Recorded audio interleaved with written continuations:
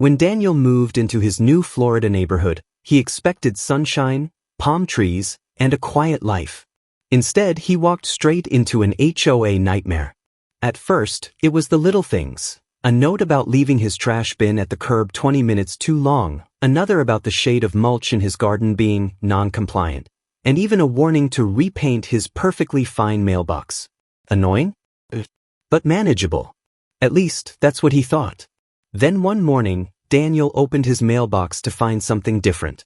The envelope was stamped in large, bold letters, "Certified Mail, Official Notice." Inside, the HOA board had written a message that felt less like a reminder and more like a threat. It stated that from this day forward, all communication between Daniel and the HOA must be handled strictly through certified mail. If he failed to respond, they warned he could face fines, penalties, and even legal action. Daniel stared at the letter in disbelief. Certified mail? For everything? Over mulch and trash bins? It was ridiculous. But as frustration gave way to a sly smile, Daniel realized something. If that's the game they wanted to play, he was going to play it better than anyone ever had. The very next morning, Daniel went to the post office with a neatly typed reply. His letter was short and polite. "Thank you for your notice. I understand all communication must be through certified mail. I will fully comply."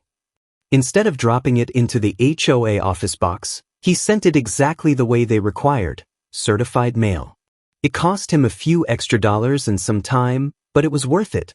Because this was only the beginning. From then on, every single response Daniel made was sent by certified mail.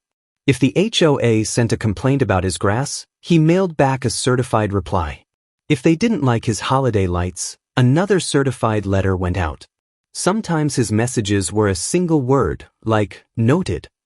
Other times, he would write a detailed explanation with pictures proving he was within county code. No matter what, every envelope carried that little green sticker and required a signature. Soon, the HOA's office was drowning in paperwork, with staff constantly forced to sign for his letters. But here's the twist the HOA hadn't considered. If they demanded certified mail, they also had to use certified mail for every notice they sent him. That meant that every single complaint, warning, and follow-up cost the HOA money too. And with Daniel's persistence, the costs started piling up fast. At first, it was just a few dollars here and there. But by the third month, the budget was bleeding thousands of dollars. Neighbors started noticing. "Why hasn't the HOA fixed the streetlights?" one asked. "Why is the pool repair delayed again?" whispered another. At the next HOA meeting, the treasurer reluctantly admitted that certified mail fees were eating into the community budget at an alarming rate. Residents who once ignored the board's behavior were now furious that their monthly fees were being wasted on postage instead of actual improvements.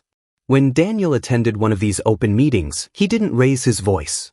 He didn't lose his temper.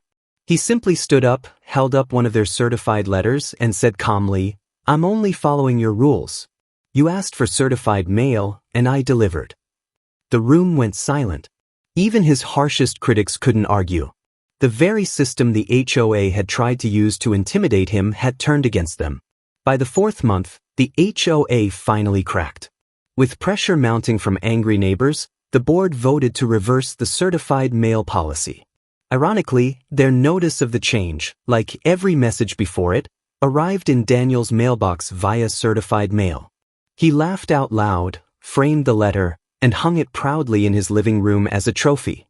What began as harassment ended as a powerful lesson in consequences. The HOA thought they could use bureaucracy and intimidation to break one homeowner, but instead they drained their own funds and lost credibility.